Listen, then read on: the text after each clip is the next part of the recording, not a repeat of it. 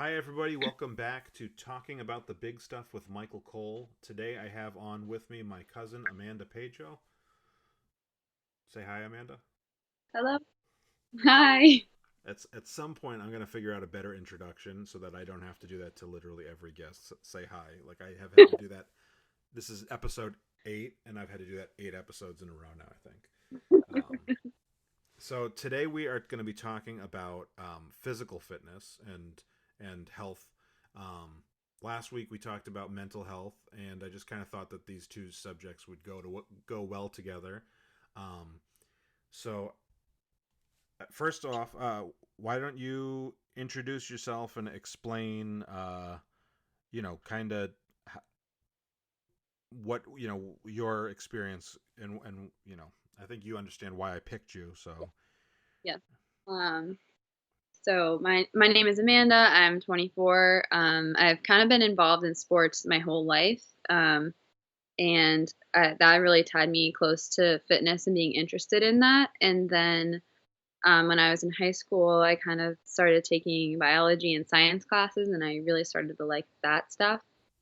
And then when I was thinking about a career, I kind of saw where my interests overlapped, and um, I became interested in a career as a PA. But I also um, got interested in working out once because sports end for everyone, and then you either decide to continue with your physical fitness or you stop. And during the pandemic, I kind of found that a lot of people didn't really know what to do for a home workout. And they were like, a lot of my friends and family were kind of like asking me for different tips because I had always worked out at home and I really enjoyed it.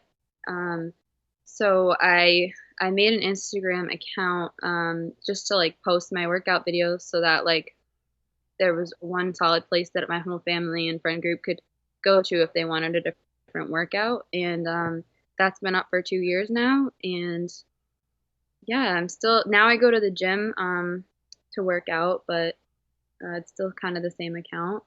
So yeah, Michael just wanted me to talk about physical health today because I'm really more interested in working out for the health benefits than anything else. right, yeah, and um, so is just real quick before we get to that, in case any listeners don't know what a PA is, that's a physician's assistant, right? Yes. Okay. So yeah, that's what I'm interested in doing in the future. I have an interview set up for December, so I guess we'll see. Fingers crossed. Currently, I work as a medical assistant, and I've worked as an EMT and a CNA. So I have some healthcare experience, and I have a degree in biology, so that helps me a little bit with knowing more about like the benefits of physical exercise. Yeah, great. Um, all right. So as far as physical health, and I've been interested in exercising for the same, well, for mostly the same reasons. So you said mostly for health. I starting back in June started taking physical activity a bit more seriously. Obviously, you and I are at very different stages, physical stages of life. But like I started working out, running 3 days a week. And my main goal, even though obviously weight loss is nice, when you're overweight, weight loss is a nice effect. The two big things were health and the ability to like. So having a 6 year old, I have somebody that I need to chase around all the time and be able to keep up with. Mhm. And so that's what a bit that was a big motivator for me, taking it serious and actually starting committing to it um, and so like I one of the things I kind of wanted to talk about with you is, so you're coming at it from a perspective of staying healthy and I'm coming at it from a perspective of getting healthy. Mhm. um, and so obviously I would recommend to anybody who is in good physical health to try to maintain. I think it's much easier to maintain than it is to uh, get back to, but I'm assuming you would agree on that. Yeah, I definitely agree on that. Yeah. Um. I as as you know, I spent the whole summer with this running, these 3 day running, and then I started adding in early September. I added a 2 days a week of hit workouts, Hmm. just because I couldn't handle. I don't think it would have been good for my ankles and knees for me to add any more running. The app that I'm using is slowly working me up to avoid injury. Um, Perfect. which at my age and my weight is something I need to consider. Hmm. And I think, I mean, I know enough skinny people who are runners who've had issue with knees and ankles. So it's not necessarily just because I'm heavier and older.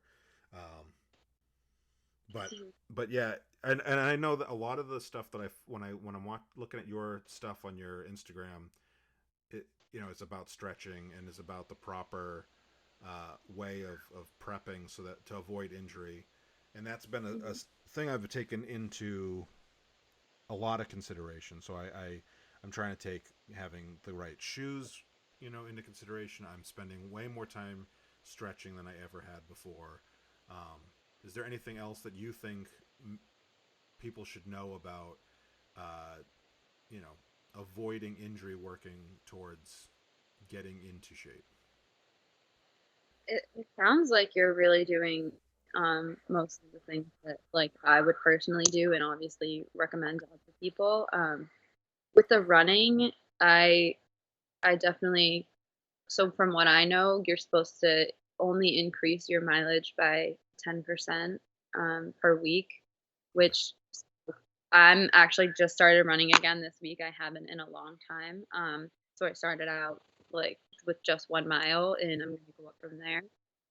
But also, like running and like intense exercise like that, I actually have been like maybe shying away from a little bit more recently and just like sticking to things like whatever's making me happy and I'm excited for on that day.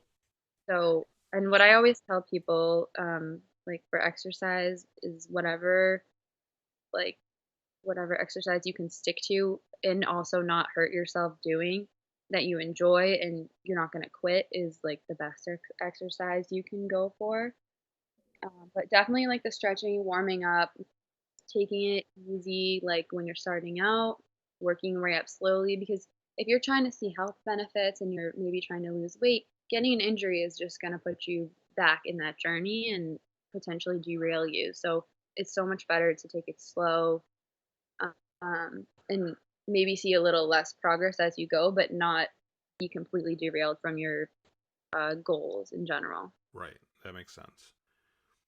Yeah. So the reason I chose running is, and I am fairly conscious of the downsides, and I'm nervous about them, but I've been just trying to go really easy on that. But a big thing, the reason, I did track my senior year of high school, so I was I'm fairly aware of how to do it. It was low cost.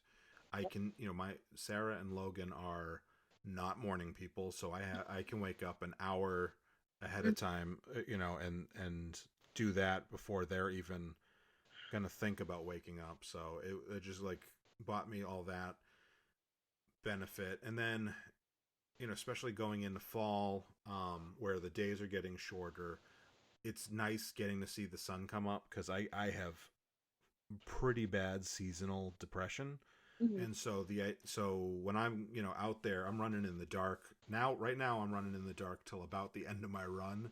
Sunrise is happening, and that Hmm. has kind of this fall has not been as bad, and I want and we'll see once was it 2 weeks until the clocks turn back or whatever, and we'll see how all of that affects. Plus December, once we get Yeah. towards November, December, the days will get super short, but it has been helping me. Obviously, there's the physical benefits of the endorphins and everything else that it helps fight depression, but the day being out there when it's getting light out instead of waking up, just getting in the shower, getting dressed, staying in the house, and then getting outside and it's kind of light out, and then coming home in the dark. So far, it's been helping, and the physical and the mental have been kind of in sync on that for me. So the other thing that goes with the all the physical activity, and I you do have a good amount of this on your Instagram, is healthy eating, and Hmm. that has been a bit more of a struggle for me. Um, I'm not like I we've cut down on fried foods, and I don't drink soda, and so we've gotten rid of the like really bad shit.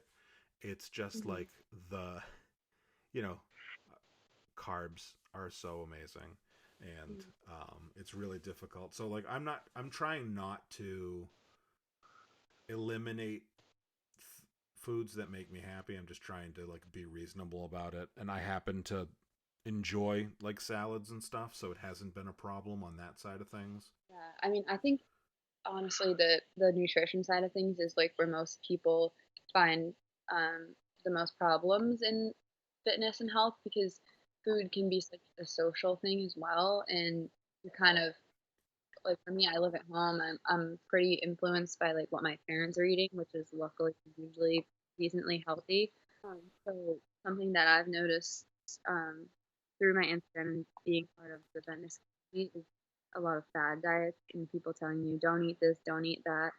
And I've listened to them at certain different times in my life, but I'd say like, oh, I can't eat that or I can't eat this, but then you eat something else to try to curb the craving, and then it doesn't, and you end up eating what you didn't want to eat plus extra food. So um, kind of what I try to do is just eat in moderation of what I really want. Just try to eat less. Like some days we'll order out Chinese food for lunch and at work, and I'll eat like maybe a third or half of what they give, which is a huge portion anyways.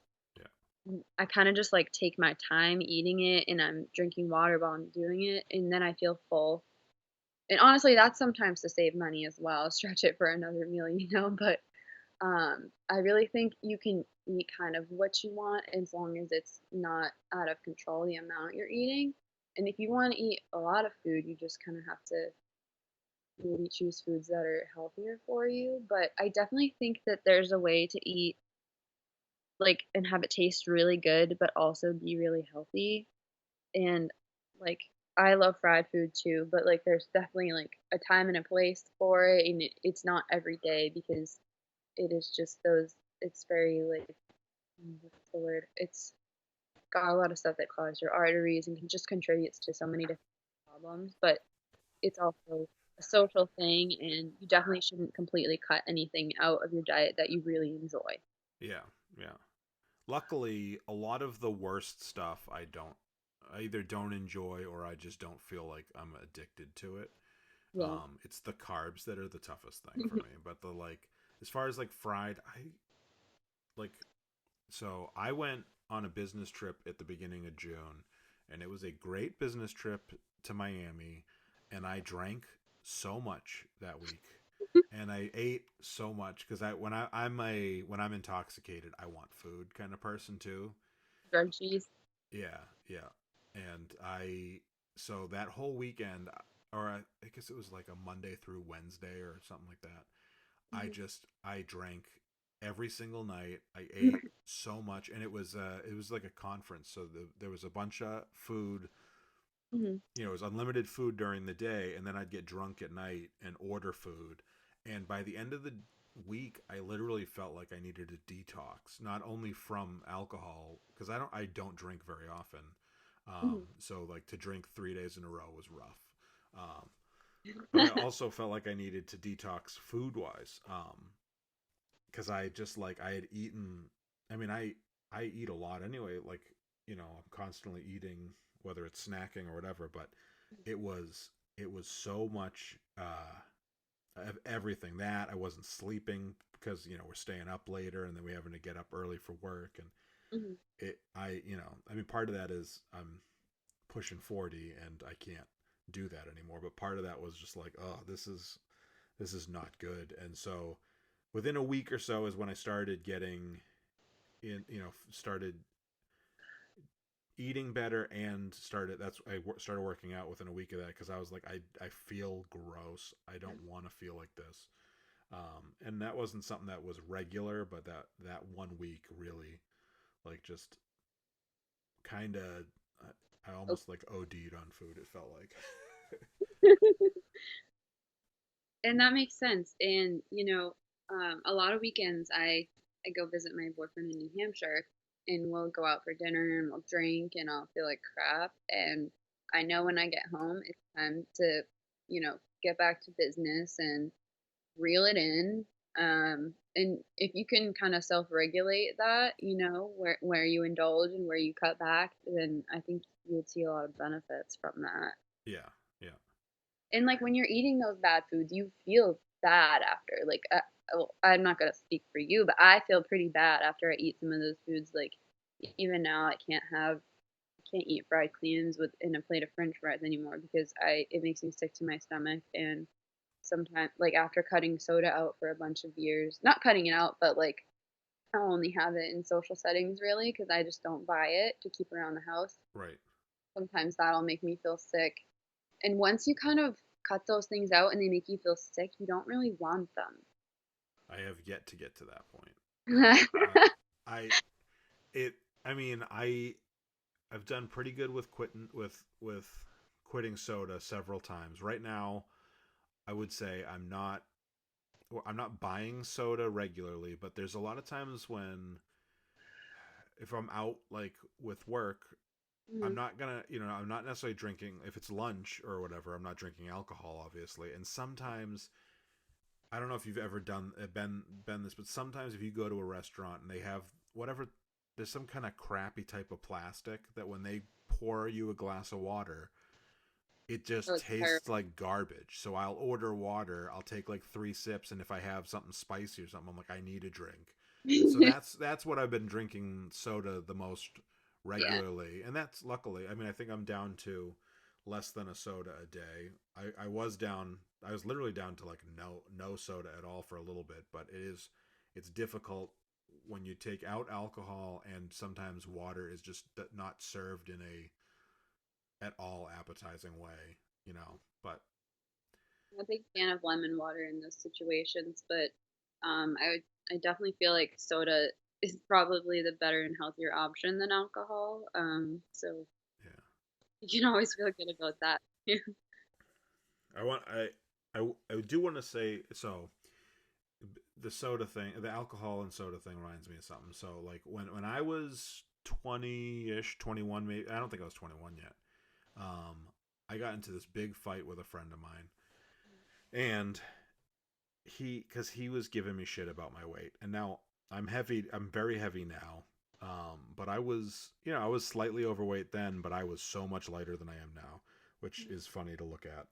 And I was getting shit about my weight because he said I was unhealthy, and I was like, I'm unhealthy because I like chicken parm, and I'm like, and you have 6 pack abs, and you drink like a 30 rack every couple days. I'm like, so there is a genetic component which drives me a little nuts. Like, obviously, it's not completely genetics, but when people who are genetically better off get cocky about it, it drives me a little nuts. And especially because I know so many people who drink and do drugs who are in better shape than me, and I'm like, in I'll say for the last 2 years, non-work settings, I've had maybe 5 drinks of alcohol in the whole time. Like I just don't drink very often, and so then I see people who drink regularly and are in great shape, and I'm like, what are they doing? And then they're eating when we're going out, so it's not like they're drinking their calories instead of eating them. They're drinking them in addition to eating them, and and I, if it was happening to me now, I'd be like, oh, it's just because I'm older and I don't metabolize the same way. But when I was 20, it was going that way too. So hopefully you're lucky because I think you have like a good attitude towards it, but I think you have decent genetics for it. Yeah, I So definitely feel like I'm set up for success so far. But that's kind of part of why I'm so interested in it is because I feel like if I really throw myself into it now, hopefully in the long run, I'll see benefits from that. yeah, also what I have to say to that is, like those people might appear healthy to like you as a person, but you really have no idea like what lab statuses are coming back, like True.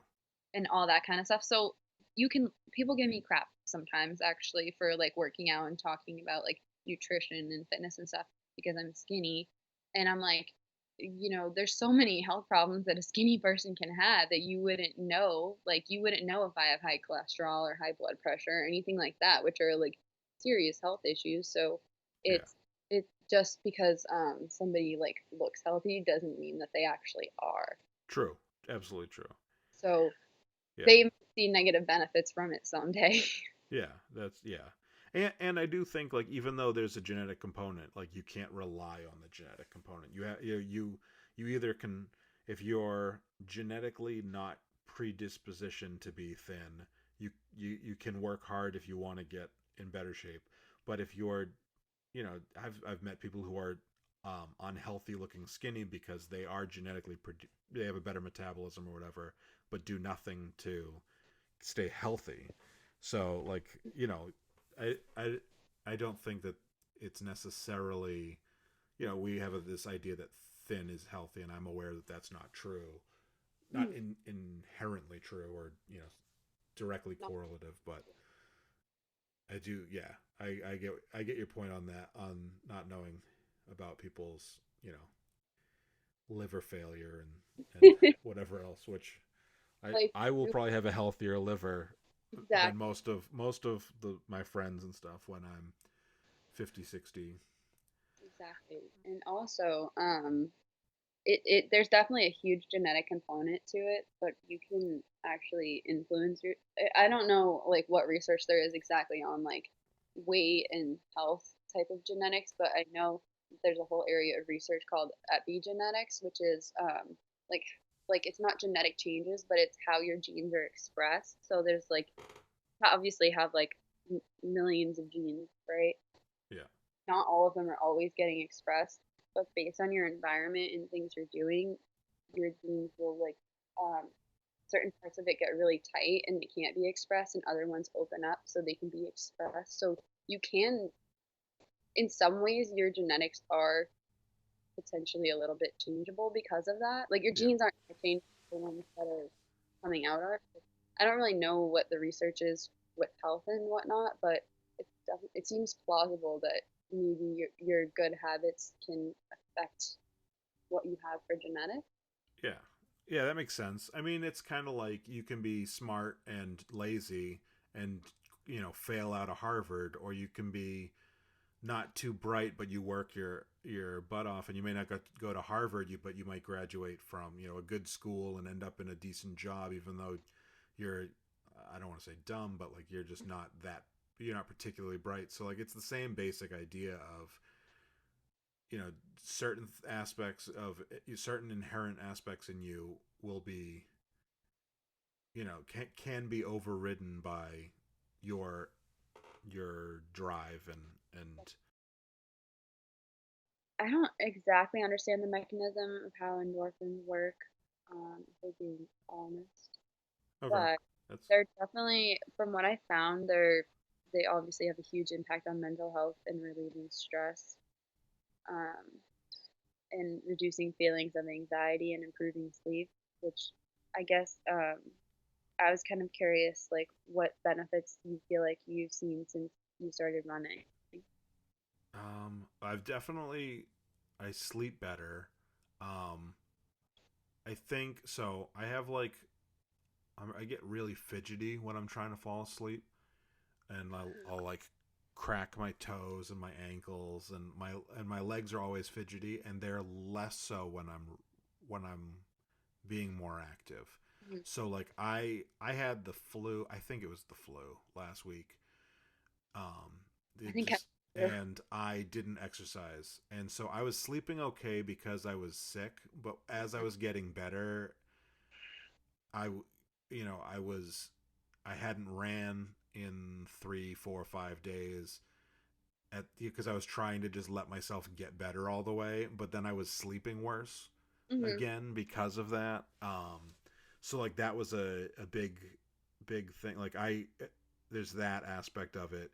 There are so my workout routine right now is, or my before I started the hit workouts, my workout routine was uh, Tuesday, Thursday, Saturday, Hmm. and that was really working out great for me. Except that some days by Monday afternoon, I was having like severe brain fog Hmm.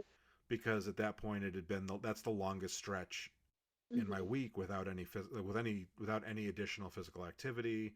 And then I'd go in, after a weekend I'd go into work, and I do a lot with, I do a decent amount with Excel and stuff. And so I literally one day was driving home, and it was like, I don't know, 90 degrees out, and this was maybe a month ago. And I'm driving home, and I called Sarah, and I was like, just so you know, when I get home, like I gotta go for a run, which I always do morning runs. And I Hmm. just was like, my brain feels like it is off right now. Like I cannot concentrate on anything. And as soon as I went for a run, I was like, when I got back, I mean, I was so ridiculously sweaty and hot because of how hot it was outside. Another benefit of running in the mornings. But like, I was my brain was working again, so then I just had to like shower and like slowly cool myself down to get into a better physical space. But mentally, like, I don't know if I can explain brain fog properly, but you ever play video games too long or stare at you just have this, like, you almost feel slack jawed, and you're you can't concentrate. That's how I feel if I that's how I feel on a day when it's been too long. Yeah. I guess like my experience with brain fog is like when I'm taking notes and I'm reading the same line like over and over and not retaining it, and I know that I need to move. Like during school, I'd be studying for finals week and just like cramming, cramming, cramming. And okay, I'm reading the same line over. I'm retaining nothing. I need to go to the gym and just work it out so I can keep going. So I think that sounds kind of like what you experienced. Yeah, absolutely. So like I love reading, and when I have that brain fog, I don't feel like I can read at all because I do the same thing. I'll just like be staring at a page, or I'll have like read a whole page or two or three, and like and I'm moving along the pages, and I have zero information of what I just read. So that's how, like, that's how the brain fog happens. And I feel once I've run and stuff, I feel better about that. I feel better about, being creative. And like, I don't think I could have taken on this podcast if I hadn't started doing that, because I would have just been like sitting here numb mentally, because I feel like I was getting to that point. And not that we were it, I wasn't inactive before, but I wasn't doing anything with any regularity.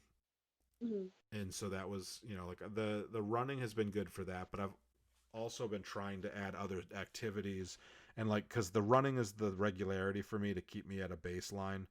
And then, like, like I said, I started the hit workouts, and that's helped. Like, those days are really great too. I feel my brain's even firing faster on those days.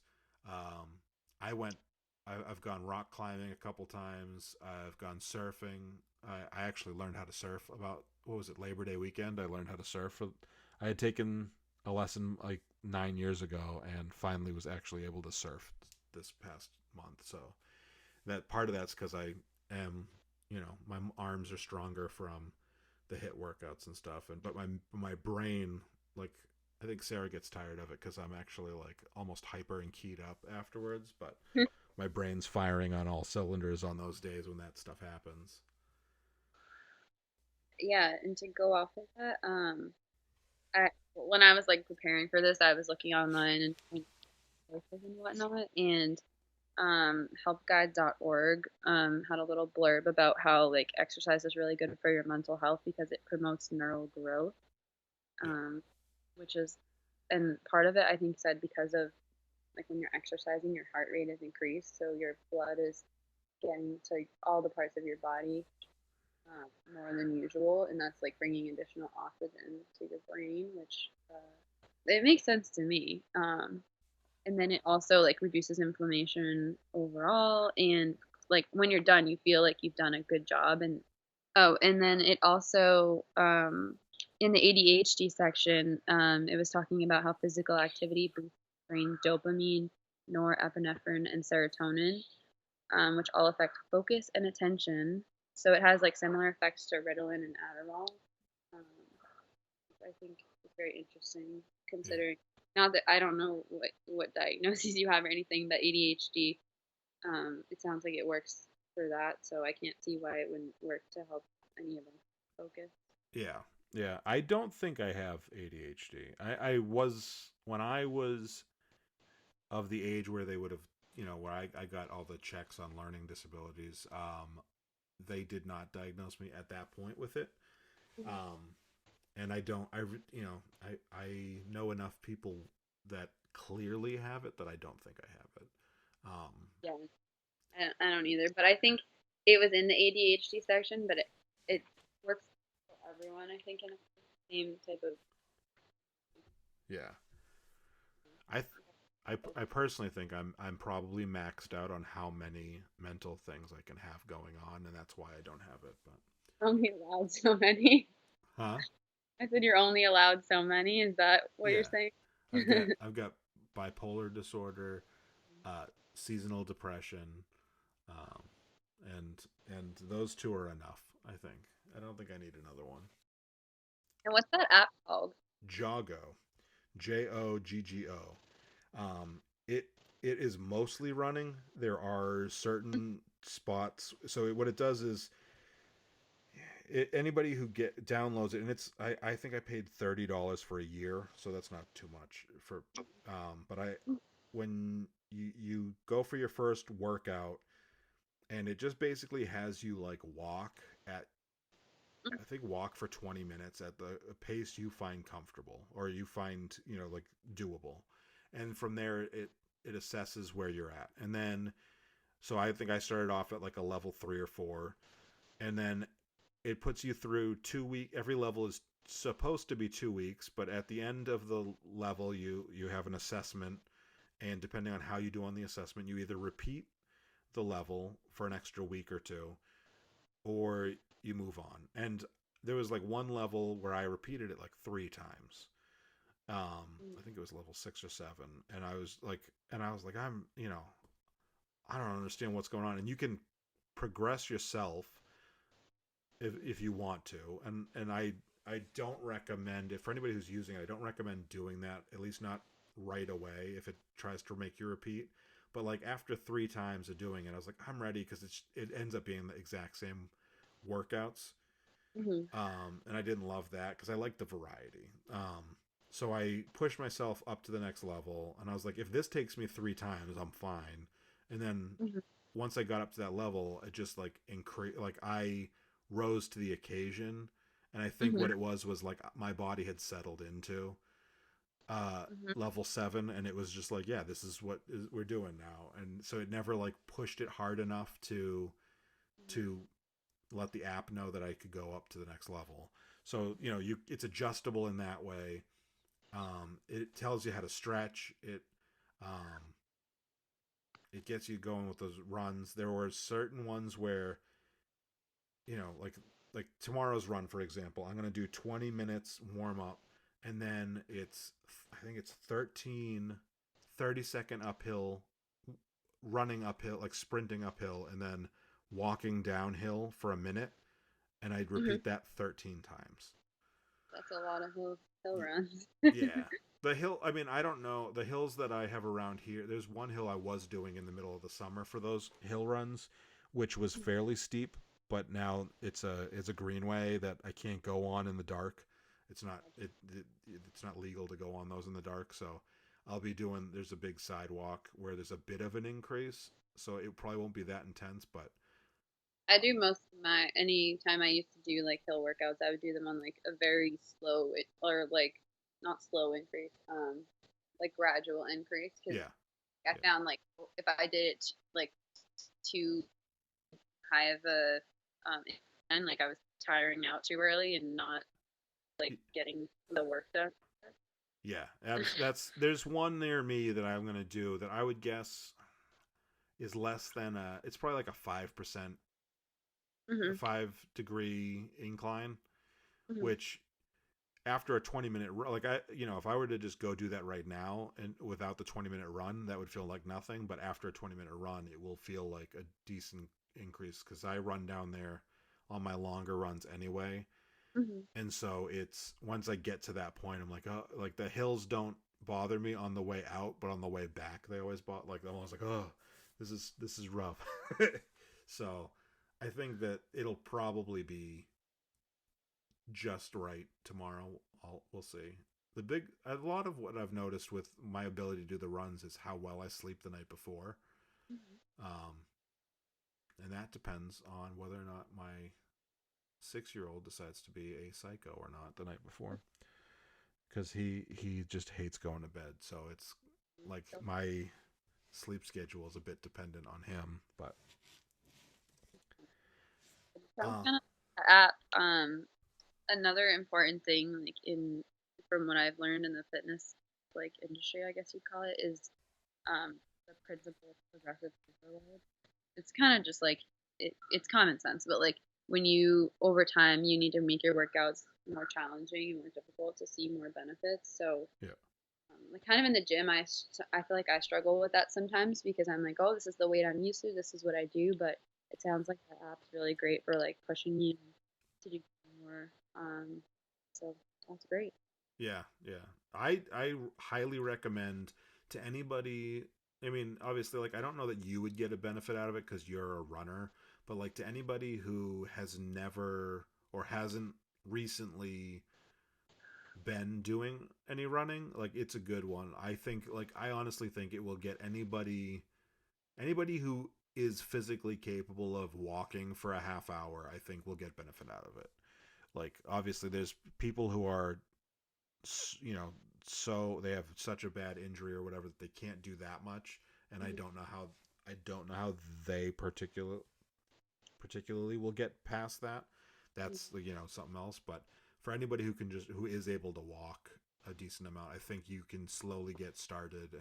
And like I was seeing benefits relatively quickly as far as like my parents FaceTime me for the first time a couple days ago, and they were like, "You look thinner," and I saw them like a month and a half ago, Mhm. and and I've been consistently losing about a pound a week or two, which is a good healthy rate from what I understand. And I agree completely. That's perfect.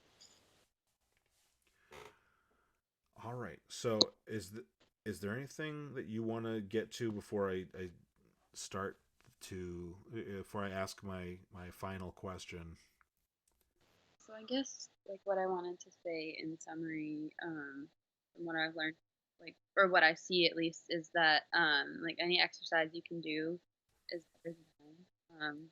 But I actually there's this book called the Blue Zone book that I read, and it was about like different communities, and the blue zones are like where many centenarians live, people who live over 100, Yeah, and they kind of like studied like what helped them get there, and it seemed like their lives were kind of set up so activity was a part of their daily life, and it wasn't like going to the gym going for a run, like something they could choose not to do. So like it was walking to work or like walking to see their friends. And like so having those communities living in a place that allows you to get outside and like walk to get your coffee instead of driving or doing that is is also super beneficial. And it kind of sounded like you had really great like sidewalks and opportunities to get outside where you live. yeah, So yeah. people Absolutely, it is. should, They've really made it great for that around here. and Um, I feel like that's something a lot of the U.S.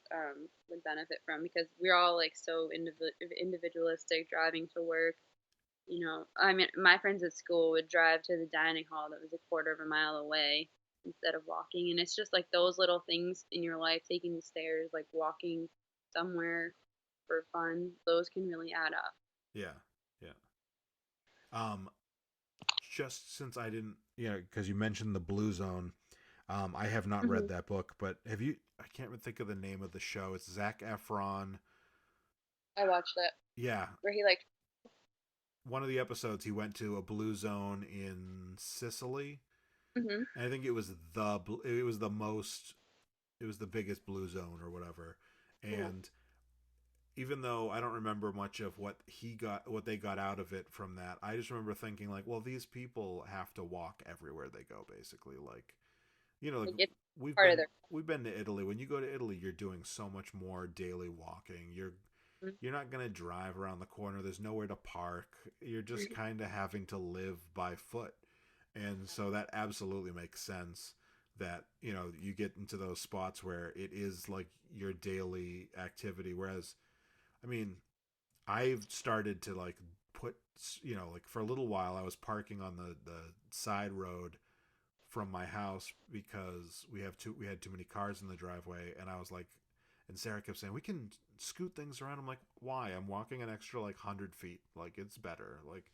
And I was just slowly building like anything that we could do. Or every time we went to the pool this summer, she would drive over with the floats and stuff for Logan, and I would just walk over because it's like a quarter of a mile, and yeah, it's probably not doing me a whole lot going over there, but at the same time, driving is doing me zero. So like it, it was stuff that I started making a lot of those decisions this summer, just because I was like, I was trying to be as active in everything as I could be.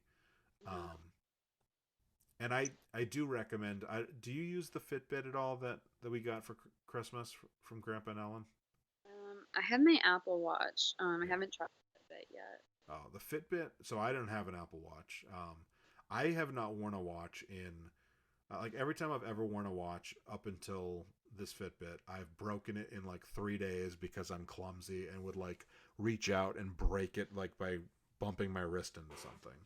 Mhm. So when I got the Fitbit for Christmas, I started wearing it, and it will literally like at 10 minutes of the hour, it will say like, oh, you haven't done 250 steps yet. And I will get up and I'll if I'm at work, I'll get up and I'll walk to the break room and get myself a cup of water because that'll be about 250 steps. Or and I just it has made me more conscious of how is it sedentary, is that the right word? I think it's sedentary. How much I was just sitting there, and so like now it made me very conscious of like, okay, I need to get up. It's been 50 minutes. I haven't done anything, and it's it takes me 3 minutes to walk to walk across the building at work. Or it's rough because my house is small, so on like snow days this past winter, not that we had snow days, but on cold days where we were out because it was raining and cold, I would just Mhm. like walking 250 steps in my house means like doing 3 or 4 laps around the house, which is obnoxious to everybody else. But at work, like what I'm saying, it made me more purposeful in my activity, I guess. And less just like, oh, this is what I feel like doing at the moment. It was more, oh, I should get up. It's a good time to get up and just do something for a minute. My watch does that for me. Like if I haven't moved at all, it doesn't. I think I just have to do 1 minute of like movement in the hour. So like I could get up from my bedroom and go pee or something and come back and I would check off that hour. But I think it's just about like keeping you constantly moving throughout the day instead of like getting in a quick workout and then sitting there Yeah. all day. Kind of want to keep moving all day. Um, but also back to the book that we were talking about, I do really think I got it from my library, so I actually just checked it out for a little bit. And it goes through a lot of like the centenarian stuff and other ways that they like set up their life to be healthy, including like food and peace. So definitely recommend that. If I mean, I definitely didn't read it like cover to cover. Like there were some areas where I skimmed just because like Yeah. there's recipes, but like you kind of get like the main idea of the book, certain parts, and kind of try to steer your life towards like having a little more activity or eating like foods that are shown to be a little bit healthier, like the Mediterranean diet and all that stuff. Yeah. Yeah. I I don't know that I want to live to be 100, but I I want I uh, want the option at least, I guess. You want to feel good while you're here. Yeah, that's true. That's true. I very often tell people that if I live to be 100, I'll do 100 shots on my 100th birthday, and That's out. everybody goes, "But you'll die," and I'm like, "Yeah, that's the point. Like at 100, you've had it, you're done. I'm good. I don't want to do that anymore." I think I told Grandpa and Ellen that one time, and Grandpa was like, "Michael." So I'm so serious.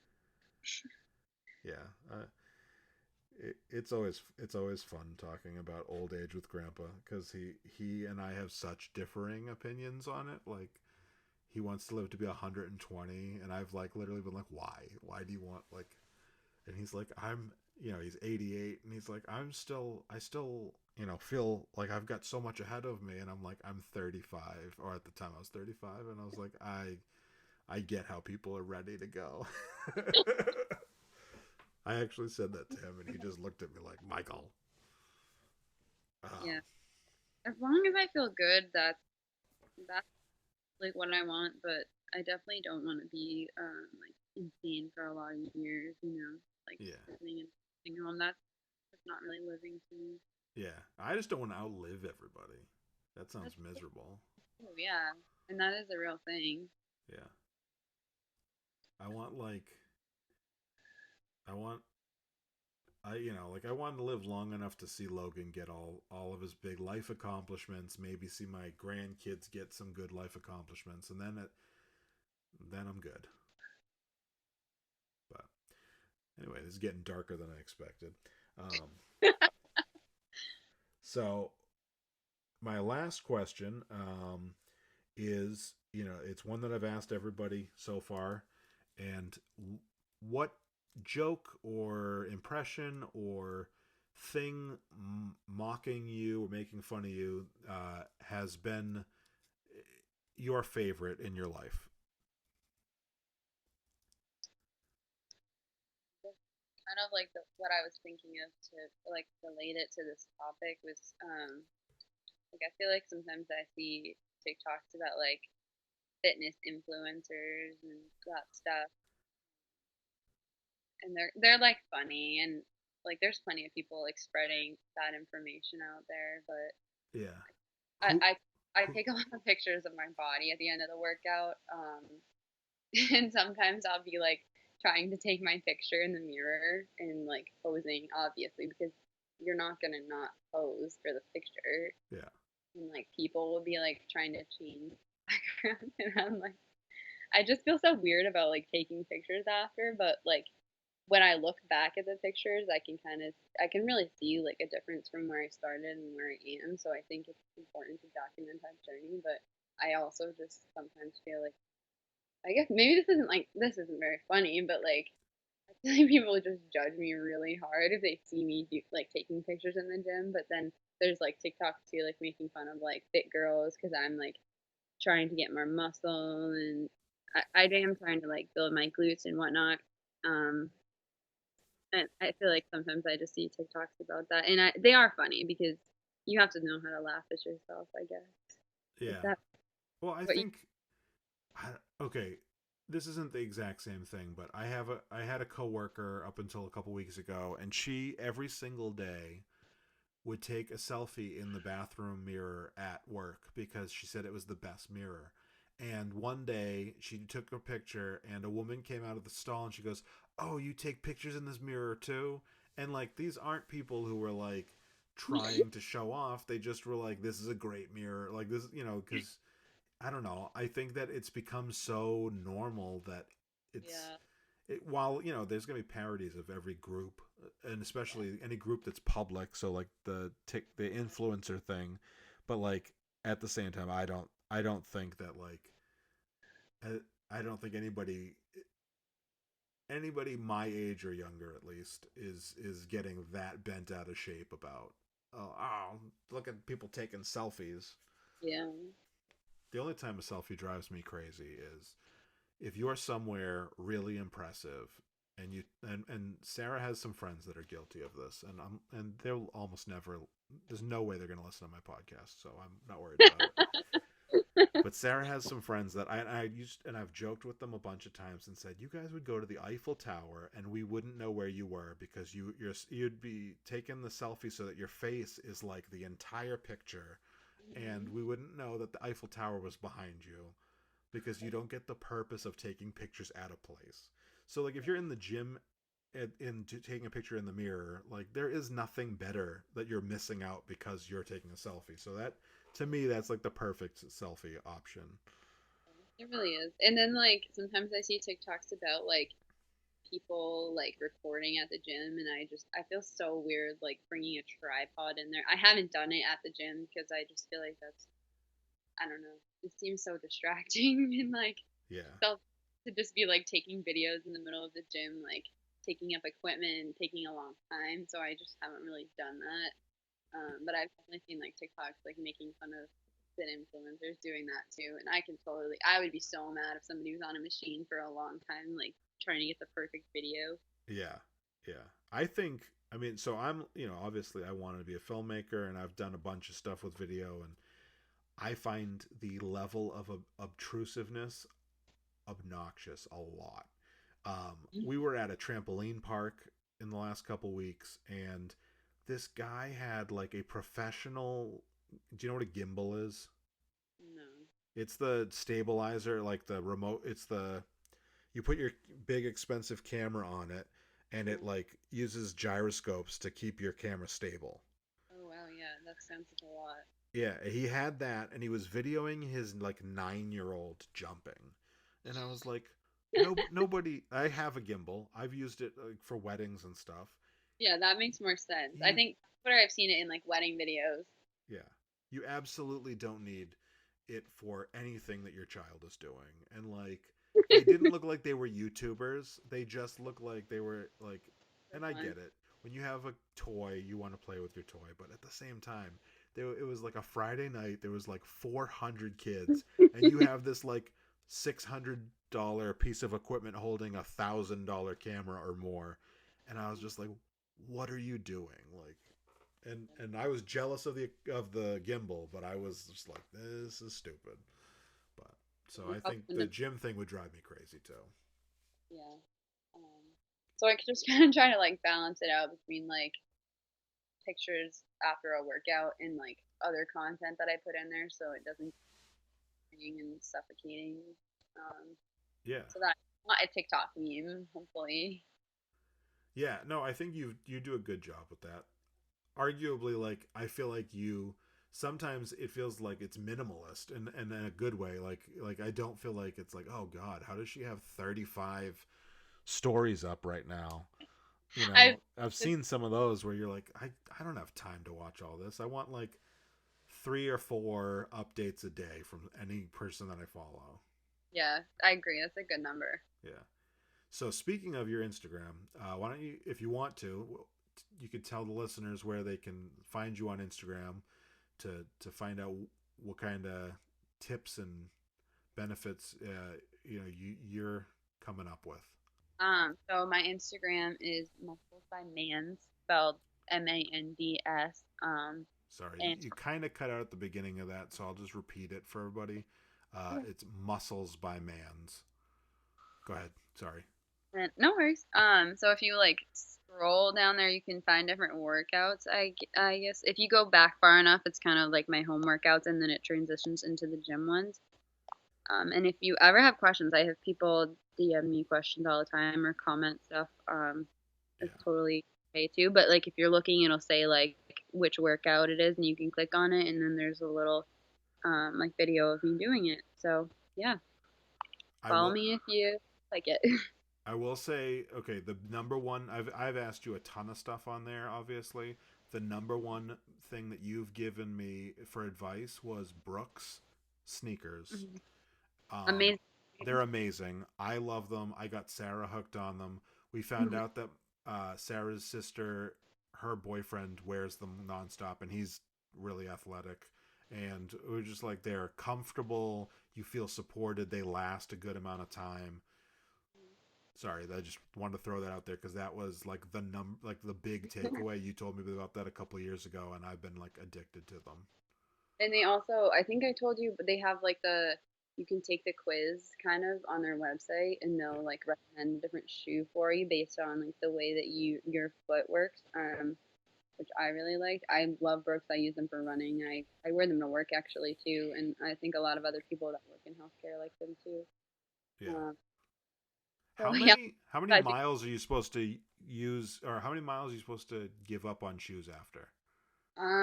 so when I was running cross country, we would usually say like one season and you're done, but those were very high mileage weeks. I guess a season would go for like 4 months, and we would be running like 5 or 6 days a week, at least a 5K. So I'm trying to do the math on that. I think they say like maybe 500 miles is where you max out. Okay.